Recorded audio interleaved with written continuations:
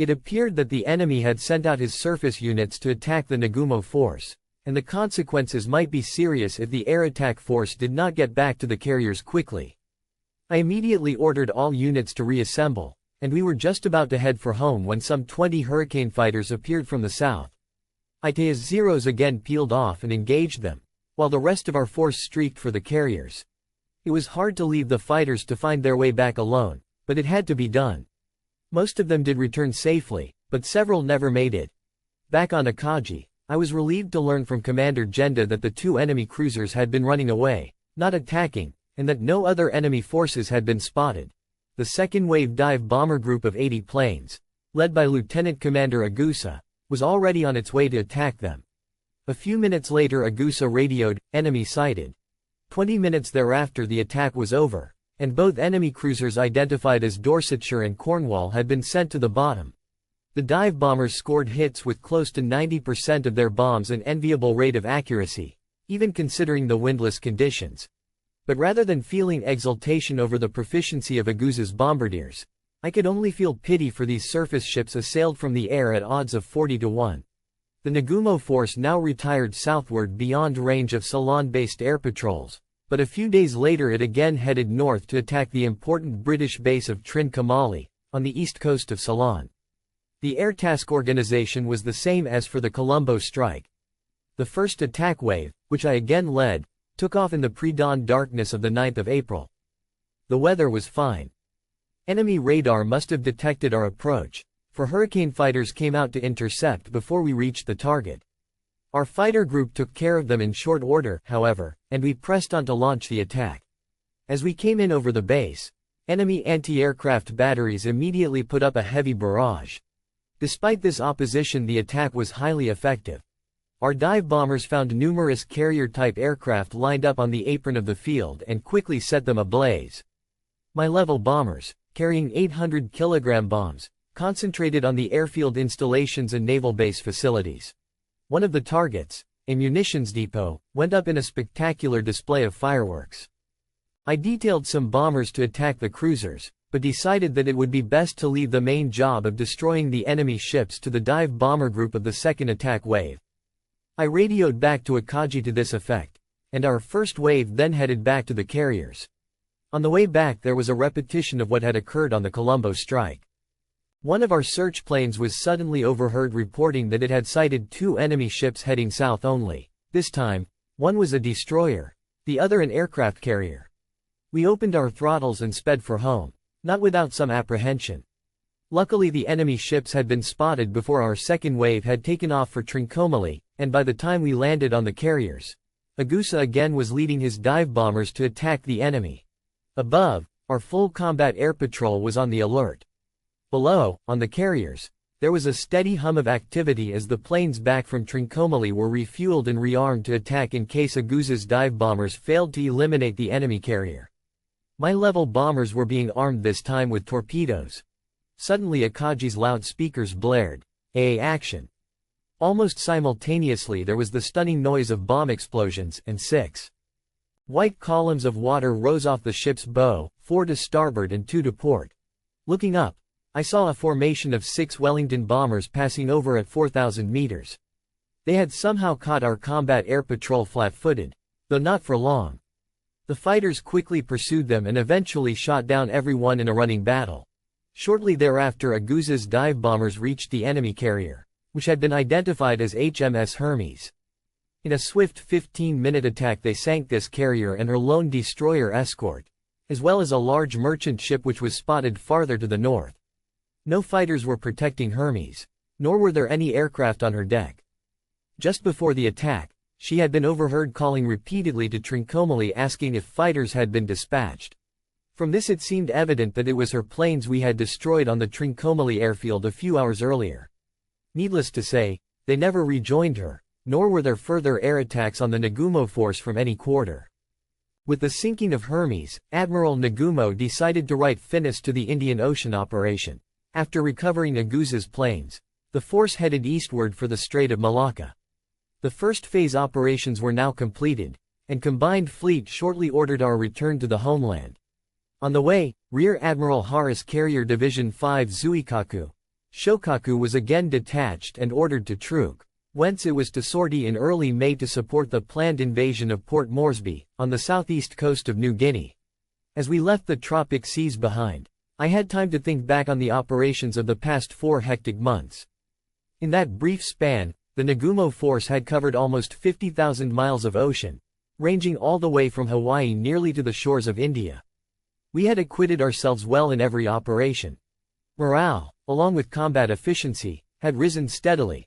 Still, I was convinced now more than ever that the Nagumo force had been improperly and wastefully employed ever since its return from the attack on Pearl Harbor. Where in the southern area had there been an enemy powerful enough to require the use of our superior striking power? Surely the southern operations could have been carried out quite adequately by the naval forces already assigned, without commitment of the Nagumo force in an unneeded and unworthy supporting role. Indeed, it looked to me as if, after Pearl Harbor, the Naval High Command must have thought that there was nothing important for the Nagumo force to do, and so, rather than let it remain idle, had assigned it to secondary missions in the southern area. But was it true that no vital task remained? Were not the Naval General Staff and Combined Fleet forgetting that our main adversary at sea was the United States fleet? And were they not at the same time deliberately closing their eyes to the very lesson that our success at Pearl Harbor had taught, namely, that it was no longer the battleship, but the aircraft carrier, which was the decisive element of fleet strength? The enemy's battleships had been effectively smashed, but his carriers, with the heavy cruisers to screen them, remained unscathed. Therefore, before sending the Nagumo force to the south where it was not really needed, should not Combined Fleet have kept it operating to the east with the paramount mission of destroying the American carrier force? This trend of thought called to my mind the 7 big battleships, which had lain idle in the inland sea ever since the outbreak of war, the Hashirajima fleet. If the Nagumo force had been wasted, what about these doughty battle wagons, the supposed heart and core of the Japanese fleet's combat strength? Evidently the idea was to save them for the great decisive battle which our fleet strategists had long planned to fight in a war against the United States, a contest in which the battleships of the 2 fleets would slug it out with their big guns in approved World War I style. At Pearl Harbor, however, Japanese carrier airpower had smashed the enemy's battleships, and with them the myth of battleship supremacy. Thus, on 2 counts at once, the retention of the Hashirajima fleet under wraps at its inland sea anchorage as a decisive battle force became meaningless. Yet there it was kept, contributing no more to the prosecution of the war than the enemy battleships left in wreckage at Pearl Harbor. One cannot help wondering what might have been the course of the war had our top naval command been more prompt to revise its outmoded thinking in the light of new experience. Suppose it had fully absorbed the lesson of Pearl Harbor and had recognized without delay that the Nagumo force with its 6 carriers, not the 7 battleships at Hashirajima, constituted the main combat strength of the Japanese fleet. Suppose, having recognized this, that it had fused the Nagumo force and the 7 idle battleships into a single powerful carrier task force, with the battleships in a supporting role, and had assigned to it the sole mission of operating eastward to complete the destruction of the United States fleet. It is undoubtedly too much to say that, had this been done, the ultimate outcome of the war at sea would have been different. At the very least, however, it seems reasonable to believe that the American carrier force, which had survived Pearl Harbor, could speedily have been crushed, and that the Japanese fleet would not nearly so soon have lost its advantage to an enemy who was quicker to learn from defeat than our naval leaders were to learn from victory. At the start of the Pacific War, Japan's strategy makers had been so engrossed in the immediate problem of acquiring oil resources that they had formulated no concrete strategic program for the ensuing course of hostilities after these resources had been won. Also, they had been keenly conscious of the many risks involved in the initial operations, the Pearl Harbor attack not the least of such risks, and had by no means been certain of the outcome. They therefore had decided to wait and see how the operations progressed before attempting to formulate subsequent war strategy. By early January of 1942, Japanese successes on all fronts had assured the planners that the first phase operations would be completed without a hitch, and accordingly they began weighing the problem of future strategy. Many vital questions posed themselves. With her initial strategic objectives attained, should Japan go on the defensive to hold what she had won, or should she remain boldly on the offensive in an effort to break the fighting determination of the Allies? If the latter, should she first strike westward against Britain or eastward against the United States, and specifically what offensive action would be most effective. The formulation of Army and Navy strategic policies was the function, respectively, of the Army and Naval General Staffs operating as sections of Imperial General Headquarters. The Chief of Naval General Staff was automatically Chief of the Navy section of Imperial General Headquarters and, in the latter capacity, issued orders and directives to Commander-in-Chief Combined Fleet embodying top-level strategic and operational decisions. Actually, however, Combined Fleet, rather than the Naval General Staff, often played the dominant role in shaping fleet strategy. Time had been when Commander-in-Chief Combined Fleet was a naval commander in the true Nelsonian tradition, who led the fleet in battle and issued orders from the bridge of his flagship amidst a hail of enemy fire. But, owing to the expansion of the naval establishment and the vast enlargement of operational theaters, it had become difficult for the commander-in-chief to exercise overall tactical command if he went to sea with the combat forces.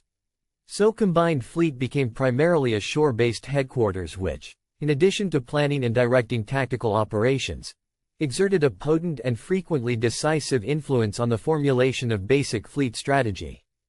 Combined Fleet's ability to impress its views on the highest organ of naval command had been demonstrated at the start of the war by Admiral Yamamoto's successful insistence upon the Pearl Harbor attack over strong naval general staff opposition. Needless to say, the striking victories won by the fleet in the first month of hostilities served only to reinforce this influence. Combined Fleet staff officers were filled with elated self-confidence, while the Naval General Staff felt constrained to talk softly in its dealings with the fleet headquarters. It was not surprising, therefore, that the initiative in formulating naval strategy for the second phase of the war was taken by Combined Fleet rather than by the Naval General Staff. Rear Admiral Matomu Ugaki, Combined Fleet Chief of Staff, began studying the problem toward the middle of January on board flagship Nagato anchored in Hiroshima Bay. According to his diary, he spent 4 days in quiet and exhaustive deliberation. The first phase offensive operations, he estimated, would be largely accomplished by the middle of March, which meant that a decision on subsequent strategy should be reached by the end of February at the latest. Ugaki concluded first of all that the Japanese armed forces, instead of reverting to a defensive strategy which would yield the initiative to the enemy, must remain vigorously on the offensive. As to the direction of the next offensive move, he considered 3 major alternatives: toward Australia, toward India, or toward Hawaii. His final conclusion was in favor of a move against Hawaii, to be initiated with preliminary operations in June for the seizure of Midway, Johnston and Palmyra Islands. As soon as adequate air strength had been moved up to these advance bases, amphibious operations would be launched against Hawaii itself, with the main strength of Combined Fleet advancing to Hawaiian waters to support the invasion and, if possible, challenge the U.S. fleet in decisive battle. The reasons which impelled Ugaki to favor this plan, according to his diary, were as follows. Seizure of Hawaii and destruction of American fleet strength constituted the most damaging blows which could be inflicted upon the United States. Despite the apparent risks involved in the invasion attempt and in fighting a decisive fleet engagement in waters close to Hawaii, the chances of success appeared preponderant since the Japanese fleet had a 3-to-1 advantage in aircraft carriers in addition to overwhelming superiority in battleships. Time would work against Japan because of the vastly superior national resources of the United States. Consequently, unless Japan quickly resumed the offensive, the sooner, the better. She eventually would become incapable of doing anything more than sitting down and waiting for the American forces to counterattack. Furthermore, although Japan had steeled herself to endure a prolonged struggle, it would be obviously to her advantage to shorten it if at all possible, and the only hope of so doing lay in offensive action. In the event Germany succeeded in conquering England, it appeared possible that the British European fleet might reinforce American naval strength in the Pacific, thus doubling the pressure upon the Japanese Navy. The surest way to avert this threat would be to destroy the American fleet before such an eventuality arose. Then the British fleet could be dealt with separately thereafter, and the destruction of the 2 Allied navies would offer the best possible hope of speedily ending the war. Admiral Ugaki promptly instructed subordinate staff officers to make a detailed study of the practicability of his plan. The conclusion reached, however, proved negative on 3 principal grounds. First, the Japanese forces could no longer expect to achieve surprise as in the Pearl Harbor attack. Second, it would be beyond the capability of the Japanese air strength which could be brought to bear, both carrier and shore-based, to gain control of the skies over so large an area as the Hawaiian Islands, where the enemy air forces would be widely dispersed. Third, in a contest between ships and shore batteries, the odds would be against the former. In view of these unfavorable findings, Admiral Ugaki reluctantly set aside his plan and directed the combined fleet staff to begin studying an alternative scheme of offensive operations to the west, advanced by the senior fleet operations officer, Captain Kameto Kurishima. Ugaki, who did not fully concur in Kurishima's ideas, instructed that the study be carried out subject to the following conditions. Although there appeared to be no imminent danger of Soviet-Japanese hostilities, sufficient precautions should be taken to meet such an eventuality. Similarly, adequate measures should be provided to suppress hit-and-run attacks by U.S. carrier task forces from the east. Launching of any operations to the west should await refitting of the naval forces following completion of the first phase operations, and also should be timed to synchronize with German offensives in the Near and Middle East. The objectives of the western operations would have to be clearly defined from the start. They would be destruction of the British fleet, capture of strategic points and elimination of enemy bases, and establishment of contact between the Japanese and European Axis forces. Thus, Combined Fleet began its study of the Kurishima Plan with the idea that the proposed westward operations would be part of a closely coordinated Axis offensive from two directions. However, this concept suffered an early setback when the headquarters received a copy of the new tripartite Axis military agreement concluded on the 19th of January. The agreement, though it made passing reference to Germany's advance eastward and Japan's advance westward, said nothing at all with regard to a future joint offensive effort. Ugaki was keenly disappointed and concluded that, rather than attempt to coordinate her action with that of the European Axis, Japan could best promote overall Axis success by fixing her own strategy independently. Hence, the idea of a joint offensive was abandoned, and Combined Fleet continued its study of the Western operations as a purely Japanese project. The primary tactical objectives were to be destruction of the British fleet, capture of Ceylon, and acquisition of air control over the Indian Ocean. The broader strategic aims were to safeguard the Dutch East Indies and Malaya against a threat from the west and to facilitate an early juncture with German forces in the Near East. By late February the study had been completed and a tentative plan worked out. The plan was then put to the test in a wargame staged on board super battleship Yamato, which had just been designated flagship of Combined Fleet. The game continued over a 4-day period with representatives of the Naval General Staff attending. As a result, the Naval General Staff formulated an official Navy plan for the Western operations, and this was laid before a joint conference of the Army and Navy sections of Imperial General Headquarters in the middle of March. The Navy plan, which envisaged amphibious operations against Ceylon, of course required the participation of Army forces. The Army, however, voiced strong opposition on the ground that it had to be on guard against the Soviet Union and therefore could not afford to extend itself any further in Southeast Asia.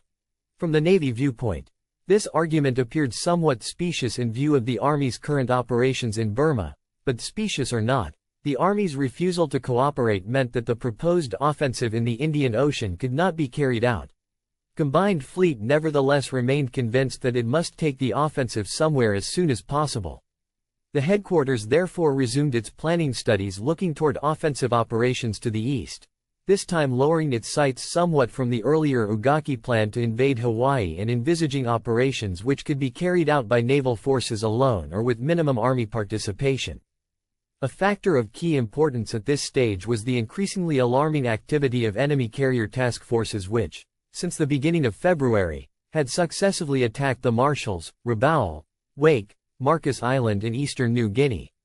To curb this activity, the Combined Fleet planners concluded that it was advisable to seize Midway Island, only 1,130 miles from Hawaii, as an advance base for air patrols. At the same time they calculated that a move against Midway would draw out the enemy fleet so that it could be destroyed in decisive battle. The preparatory studies conducted by Admiral Ugaki and the staff of Combined Fleet had now progressed as far as they could without a decision by the Commander-in-Chief.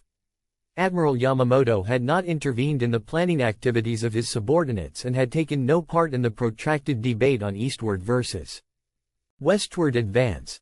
Now, however, the decision was up to him, and he quickly and strongly came out in favor of the proposed eastward offensive. Accordingly, on 29 and 30 March, a preliminary plan was drawn up at Combined Fleet Headquarters for the Midway operation. All that was now needed to put the plan into final form was the sanction of the Naval General Staff. The latter had been briefly informed, around the middle of March, that Combined Fleet was studying plans for an attack on Midway, but no further discussions had taken place. Consequently, on the 2nd of April, Commander Yasuji Watanabe, operations officer on Admiral Yamamoto's staff, was sent to Tokyo to present officially the preliminary Combined Fleet plan. He quickly discovered that the plan would not have easy sailing. While Combined Fleet had displayed greater energy and initiative in planning second-phase naval strategy, the Naval General Staff had not exactly been idle. Its main attention, however, had been focused on an area different from either of the two major alternatives considered by Combined Fleet. This was the so-called Southeast area, centering on the Australian subcontinent. Neither Admiral Nagano, Chief of Naval General Staff, nor his Deputy Chief, Vice Admiral Seiichi Ito, was the kind of officer who actively directed the planning of his subordinates. They allowed the staff to take the initiative and expressed themselves only when a plan had been drafted and submitted for their approval. Naval General Staff thinking, therefore, was largely the thinking of the Plans Division of its 1st Operations Section. Rear Admiral Shigeru Fukudome headed the 1st Section, and under him the Plans Division was led by Captain Sadatoshi Tomioka. It was Tomioka who sparked the Australia First School of Strategy. The key importance of Australia in the minds of the Tomioka group stemmed from their estimate that the subcontinent, because of its size and strategic location on the Japanese defensive perimeter, would almost certainly become the springboard for an eventual Allied counteroffensive. This counteroffensive, they reasoned, would be spearheaded by air power in order to take full advantage of American industrial capacity to produce planes by mass production methods. And the effective utilization of this massive air strength would require the use of land bases in Australia. Consequently, there would be a weak spot in Japan's defensive armor unless Australia were either placed under Japanese control or effectively cut off from the United States. Following the easy conquest of the Bismarcks in January, the most aggressive proponents of the Australia First concept started advocating outright occupation of key areas in Australia. This extreme initial proposal, however, was speedily rejected by the Army, which flatly stated that it could not scrape together the more than 10 combat divisions that would be required for such an operation, not to mention the impossibility of amassing enough ships to transport such a force and keep it supplied. The reasons for the rejection were persuasive enough, but Navy circles suspected that they were a camouflage for the Army's real intentions. The Army High Command, it was surmised, was confidently counting upon the success of the major offensive which Germany planned to launch in the Caucasus in the spring. Such success, of course, would radically alter the European war situation in Germany's favor, and it was suspected that the Army desired to hold back a large part of its forces with a view to committing them on the continent against Russia when this favorable situation developed. In any event, it was abundantly clear that the Army did not want to commit substantial forces to the southeast area and would have no part of an attempt to invade Australia. The Naval General Staff strategists therefore began concentrating their efforts on less ambitious plans to isolate Australia and cut off the flow of American war materiel by gradually extending Japanese control over eastern New Guinea, the Solomons, and the New Caledonia-Fiji Islands area. By early April, when Combined Fleet presented its Midway attack plan, a beginning had already been made toward carrying out the Naval General Staff program. Leyte and Salamaua, in eastern New Guinea, had been occupied as the first step, and the Army had agreed to the use of its South Seas Detachment, currently at Rabaul, in the second move the simultaneous invasion of Port Moresby, on the southeast New Guinea coast, and of Tulagi, in the Solomons. The Port Moresby-Tulagi operations were waiting only upon the dispatch of one of Admiral Nagumo's carrier divisions to reinforce the naval covering forces.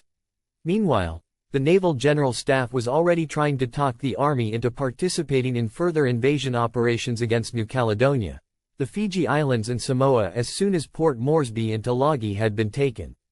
In view of these circumstances, the Combined Fleet plan for Midway could hardly have come at a more inauspicious moment. The plan specifically provided that the move against Midway, to be accompanied by a diversionary invasion of the Western Aleutians, be carried out in the early part of June, and that the New Caledonia-Fiji-Samoa operations proposed by the Naval General Staff be deferred until after the completion of the Midway Aleutians venture. Thus, the stage was set for another crucial test of strength between Combined Fleet and the Naval General Staff to see which would have the more powerful voice in determining fleet strategy. Discussions concerning the Midway Plan promptly got underway on the 2nd of April with a lengthy exchange of views between Commander Watanabe, representing Combined Fleet, and Commander Tatsukichi Mio, 1st Section Air Officer, representing the Naval General Staff. Commander Mio pleaded vigorously, and on occasion almost tearfully, against the plan, voicing a long series of objections ranging from the difficulty of amassing the vast amount of materiel required to the unfavorable tactical aspects of the operation itself and the questionable strategic value of Midway even if it were successfully occupied as far as materiel requirements were concerned. Commander Mio argued that prior execution of the New Caledonia-Fiji-Samoa operations, as planned by the Naval General Staff, would be more feasible since, in fact, some preparations had already been started. He emphasized particularly that it would be next to impossible, owing to the short supply of aircraft and air materiel in general, to re-equip the depleted air groups of Admiral Nagumo's carriers in time to meet the Combined Fleet attack deadline. The problem of aircraft supply was one that directly concerned Mio, since it was his responsibility to see that naval air units engaged in combat operations were furnished with necessary plane replacements. The situation was, indeed, becoming increasingly serious.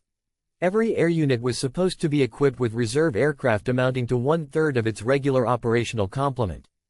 Actually, the vast majority of units not only had no reserve planes whatever but were below normal operating strength. Mio had just been obliged to shunt aside an urgent request from the shore-based 11th Air Fleet for enough planes to bring its units up to operational level, proffering the excuse that even carrier Ryujo had not yet been equipped with Zero fighters to replace her outmoded Type 96 planes. Mio went on to say that, even if the supply problem could somehow be solved, the Naval General Staff still viewed the Midway venture as unwise from both the tactical and the strategic standpoint. He outlined the principal objections as follows: because of Midway's proximity to the United States' main Pacific base at Hawaii, the enemy could effectively use, in addition to his carrier forces, both submarines and, more important, large land-based aircraft from Hawaii to support the defense of the island. Also, it had to be assumed that the enemy, as a result of the Pearl Harbor experience, was now fully on guard and keeping a close watch on Japanese fleet movements, so that surprise was not likely to be achieved.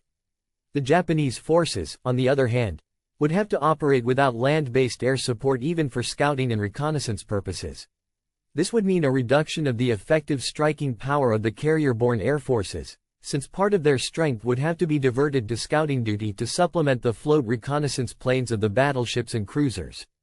Although not excluding the possibility that an invasion of Midway might bring about a decisive fleet engagement as hoped by Combined Fleet, the Naval General Staff considered it questionable that the enemy would gamble his meager remaining fleet strength for the sake of defending Midway. He might very well choose to conserve his surface strength and, if the island were taken, launch operations later to recapture or neutralize it, taking advantage of its remoteness from Japan and corollary proximity to Hawaii. This last possibility pointed to the very serious problem of whether Japan, if she successfully occupied Midway, would be capable of keeping it supplied and of defending it against enemy counterattack. In addition to being remote from the Japanese homeland, Midway was so small in size that aircraft based there could not be dispersed to minimize losses that might be inflicted by surprise attack from the air or sea.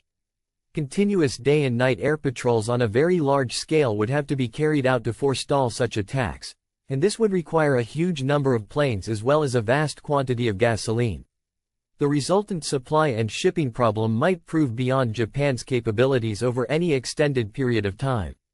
The Naval General Staff further regarded as dubious Combined Fleet's estimate that Midway would be strategically valuable to Japan as an advance base for air patrols to facilitate the discovery of enemy carrier task forces advancing toward the Japanese homeland. In the first place, Midway-based patrols could cover only an area between 600 and 700 miles in radius from the island with the existing range of Japanese patrol aircraft. Further, the interference of occasional bad weather as well as enemy action to obstruct the use of the airfields would have to be taken into account. Finally, Combined Fleet's view that the seizure of Midway, by threatening Hawaii, would effectively undermine America's will to fight and thus pave the way for a negotiated peace was considered far too optimistic. In the opinion of the Naval General Staff, operations against Hawaii would still be extremely hazardous even if Midway were in Japanese possession, and occupation of the island obviously would pose no threat whatever to the continental United States. Its effect on American morale would therefore be negligible. Having set forth the Naval General Staff's arguments against the Midway operation, Commander Mio proceeded to defend its alternative plan for a move against New Caledonia, Fiji and Samoa.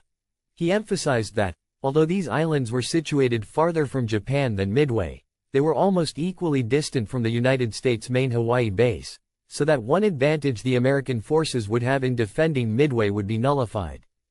Also, the size of the islands as compared with Midway would make them of much greater military value. As for drawing out the American fleet so that it could be engaged in decisive battle, Commander Mio argued that operations against New Caledonia, Fiji and Samoa would be more likely to achieve this objective than an assault on Midway because Australia would feel itself seriously threatened and would undoubtedly appeal for American naval assistance. The United States would be strongly impelled to act even without such an appeal since severance of the American supply route to Australia would effectively block the eventual use of Australia as an Allied counteroffensive base. Finally, the Naval General Staff believed that the successful seizure of New Caledonia, Fiji and Samoa would so seriously lower Australian and, indirectly, Allied morale that it would contribute more toward shortening the war than any other move which Japan could make. While advancing all these arguments, Commander Mio nevertheless refrained from voicing a flat rejection of the combined fleet plan. Instead, on the 3rd of April, the Naval General Staff re-examined the situation in regard to materiel and supplies and concluded that about 70% of combined fleet's estimated requirements for the Midway operation could be met. Conferences were resumed on the 4th of April between Commander Watanabe and members of the Naval General Staff but failed to bring about any concession by either side. On the 5th of April the talks continued, this time with Vice Admiral Ito and Rear Admiral Fukudome attending for the Naval General Staff. In the middle of the conference, Commander Watanabe telephoned directly to Combined Fleet Headquarters on board flagship Yamato and reported the Naval General Staff's views, requesting instructions as to what stand he should take. After returning to his seat, he stated Admiral Yamamoto's position in the following uncompromising terms: in the last analysis, the success or failure of our entire strategy in the Pacific will be determined by whether or not we succeed in destroying the United States fleet, more particularly its carrier task forces. The Naval General Staff advocates severing the supply line between the United States and Australia. It would seek to do this by placing certain areas under Japanese control, but the most direct and effective way to achieve this objective is to destroy the enemy's carrier forces, without which the supply line could not in any case be maintained. We believe that by launching the proposed operations against Midway, we can succeed in drawing out the enemy's carrier strength and destroying it in decisive battle. If, on the other hand, the enemy should avoid our challenge, we shall still realize an important gain by advancing our defensive perimeter to Midway and the western Aleutians without obstruction. The statement made it quite evident that Admiral Yamamoto had no intention of giving in to the objections of the Naval General Staff. Since there appeared to be no other way out of the deadlock, Rear Admiral Fukudome turned to Vice Admiral Ito and reluctantly proposed that the Naval General Staff agree to the attack on Midway. Ito quietly nodded his assent. An accord was thus hammered out on the basic policy of executing the Midway operation, but Combined Fleet and the Naval General Staff continued to disagree on the time of execution. The Naval General Staff strongly urged that D-Day, which Combined Fleet proposed to fix early in June, be postponed about 3 weeks in order to allow more time for preparations. Combined Fleet, however, stood pat on its original proposal, arguing that it was essential to launch the attack when the moon would be full, and that a delay of an entire month might seriously reduce the chances of success. On the 13th of April, Commander Akira Sasaki, Fleet Aviation Officer, was sent to Tokyo to underline these points to the Naval General Staff. In contrast to the strong opposition which it had evoked from the Naval General Staff, the Combined Fleet Plan won the concurrence of the Army General Staff without difficulty. The Army's ready agreement to cooperate, however, was not due to any particular change of heart toward Navy policies, but rather to the fact that the Midway Aleutians operations were to be predominantly naval in character and the Army would have to furnish only a small number of troops to reinforce the Navy's special landing forces. Among the lower echelon fleet commands, reactions to the Midway Plan varied.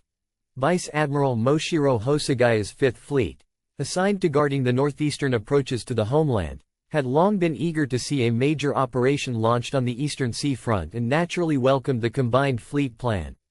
On the other hand, Vice Admiral Nishizo Tsukahara's 11th Air Fleet operating in Southeast Asia was somewhat disappointed. It had expected, on the basis of the atmosphere prevailing at Combined Fleet headquarters in early March, that the next big operation would take place in the Indian Ocean and had already moved its headquarters to Bangkok as a preparatory step. Its shore-based planes would be unable to play any part in the assault on Midway. The only forthright opposition within Combined Fleet came from Vice Admiral Shigeyoshi Inoue's Fourth Fleet, responsible for operations in a broad sector of the Southwest Pacific. At an early stage of the planning for the Midway operation, Combined Fleet Headquarters had dispatched its logistics officer to troop to confer with Vice Admiral Inouye and his staff concerning the problem of transporting supplies to Midway after its occupation, a mission which was to be assigned to Fourth Fleet. Apparently, however, Inoue felt that, considering Japan's limited resources, the seizure of Midway would dangerously overextend the area which would have to be defended. He bluntly stated that he had no confidence in Fourth Fleet's ability to fulfill the mission of supplying the island, whereupon the Combined Fleet representative is said to have angrily left the room declaring that, since Fourth Fleet could not be relied upon, the mission would be transferred to the shore-based air forces. Two fleet commanders who were to play leading roles in the Midway operation, Vice Admiral Kondo of 2nd Fleet and Vice Admiral Nagumo of 1st Air Fleet, were not consulted at all during the elaboration of the Combined Fleet Plan. Both of these fleets were actively engaged in the southern operations until mid-April, and Admiral Yamamoto did not wish to divert their attention from the tasks at hand by asking them to participate in the Midway planning. As a result of the lack of consultation, however, the question arises whether Combined Fleet was able to frame its plan on the basis of an accurate knowledge of the condition of these two key forces. The middle of April found Combined Fleet and the Naval General Staff still haggling over various details of the Midway Plan, and it was evident that the latter, in spite of having consented in principle, remained highly skeptical about the whole operation. On the 18th of April, however, a development intervened which quickly put an end to further debate. Despite Japan's glowing successes on every front in the first 4 months of the Pacific War, April of 1942 found her army and especially her navy leaders unable to free their minds of one ever-present and highly disturbing worry. This was the possibility of a sneak enemy air attack on Tokyo, the capital of the empire. The severe damage done to the United States fleet at Pearl Harbor and the seizure of American bases in the Western Pacific eliminated, for some time at least, any fear of sustained, large-scale enemy air action against the homeland, either carrier or shore-based. Still, the enemy's carriers and heavy cruisers, which had escaped injury, remained capable of at least sporadic, small-scale attacks of a hit-and-run variety. These, it was feared, might be undertaken as moves in the war of nerves or as a shot in the arm to revive flagging American morale at home. For such guerrilla raids, Tokyo seemed a likely target.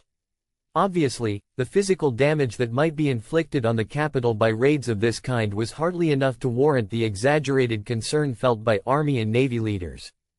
Their sharp sensitivity to the enemy air threat was largely a spontaneous and unreasoned expression of the almost religious devotion to the emperor which has long characterized the Japanese national psychology. The fighting services, especially, were imbued with the idea that their foremost duty was to protect the emperor from danger. Naturally, they felt that it would be a grave dereliction of this duty if the emperor's safety were jeopardized by even a single enemy raid on Tokyo. Under the terms of an Army-Navy agreement covering defense of the homeland, primary responsibility for defense against air attack rested with the Army. Nevertheless, a lane share of responsibility still rested on the shoulders of the Navy since any air attack at this stage would have to be seaborne, and it was the Navy's job to intercept and destroy enemy carrier striking forces at sea before they could penetrate within striking distance. Admiral Yamamoto, as Supreme Commander of the fleet, was particularly conscious of this naval responsibility. He himself, by the surprise carrier strike on Pearl Harbor, had set an example which the enemy might follow.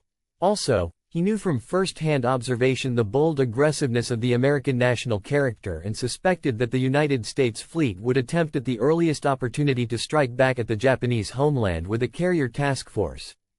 In Admiral Yamamoto's mind, the idea that Tokyo, the seat of the emperor, must be kept absolutely safe from air attack amounted almost to an obsession. His constant concern on this point was shown by the fact that later, when he was directing operations in the distant Southwest Pacific area, he never failed, before giving his attention to anything else, to ask for the latest Tokyo weather report. If the reports were bad, he felt relieved because they gave added assurance that the capital was safe. Yamamoto's anxiety was deepened by the recollection of an incident that had occurred during the Russo-Japanese War, when he was a young officer. At that time, a Russian naval force had suddenly appeared outside of Tokyo Bay, creating such panic in the capital that many of the inhabitants had fled to the mountains for refuse. Angry mobs had also stoned the home of Vice Admiral Kamimura, whose Second Fleet was responsible for dealing with the enemy force. If Tokyo were now to undergo an air raid, Yamamoto feared that this characteristic instability of the Japanese temperament would manifest itself again and that chaos and confusion would result. To guard against the penetration of an enemy carrier force within air-striking range of the homeland, Admiral Yamamoto, at the start of the war, had established a picket boat line 600 to 700 miles east of the Japanese coast and extending over a front of about 1,000 miles from north to south. The picket line was supplemented by daily long-range air patrols by naval aircraft. The series of daring enemy carrier strikes, which began with the Marshall's Raid at the beginning of February 1942, sharply increased Admiral Yamamoto's fear of an eventual attack on the homeland. Immediately after the Marshall's Raid, he ordered two of Admiral Nagumo's carriers, Zuikaku and Shokaku, back from the Southwest Pacific to reinforce temporarily the system of defensive air patrols east of the home islands. In the middle of March, the shore-based 21st Air Flotilla was recalled from the Southeast Asia Front and stationed in the Tokyo area for both daily patrol duty and defense of the capital against enemy carrier-borne air attack. On the 1st of April, the 26th Air Flotilla was newly activated and took over this mission from the 21st. Already on the 3rd of March, an enemy task force commanded by Vice Admiral Halsey and composed of the carrier Enterprise, 2 cruisers and 7 destroyers had struck at Marcus Island, just 1,000 miles from Tokyo and well inside the outer ring of Japanese defenses. It seemed that the time was fast approaching when the precautions taken to guard the homeland against air attack might be put to the test. On the morning of the 18th of April, No. 23 Nito Maru, a former fishing boat now in naval service under 5th Fleet, was on her post in the picket patrol line at a point some 720 miles east of Tokyo. Suddenly her crew was electrified by the sight of an enemy naval force steaming westward toward the homeland. Hurriedly studying the silhouettes of the enemy ships through their glasses, the excited officers of the picket boat thought they saw 3 aircraft carriers in the formation, and at 0630 they flashed a radio message to Combined Fleet Headquarters reporting the sighting. Unusually brisk enemy radio activity during the preceding several days had already given a hint that something was afoot, and Combined Fleet had ordered a precautionary concentration of naval air strength in the Kanto district around the capital. Upon receipt of Nito Maru's warning, the headquarters acted swiftly to meet the enemy threat, ordering application of tactical method No. 3 against the United States fleet. Vice Admiral Kondo, whose Second Fleet had just returned home from the southern operations, had entered Yokosuka the preceding day in his flagship Atago.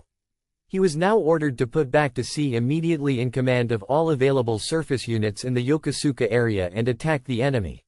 Vice Admiral Shiro Takasu's First Fleet, which included 4 battleships, meanwhile made a hasty sortie from Hiroshima Bay to operate in support of Kondo's force. At this moment Vice Admiral Nagumo's carrier force, en route back to Japan from the Indian Ocean, was passing through Bashi Strait at the southern end of Formosa. An atmosphere of Han excitement prevailed on board flagship Akagi as all hands thought of their imminent homecoming. Seated in the flight personnel standby room, I was lost in similar thoughts when an orderly rushed in to say that Commander Genda wanted me in the operations room immediately. I headed for it on the double, wondering what could be up. "Well, they have come at last," said Genda as he handed me a copy of the Nito Maru sighting report. He added that Combined Fleet had ordered tactical method No. 3, which provided that the Nagumo force should participate in operations against the enemy force. Admiral Nagumo and other members of the staff were already bent over the chart table plotting a course toward the estimated battle area. Our distance from the enemy seemed to allow little chance of our Bainao able to Iowan in the anticipated battle.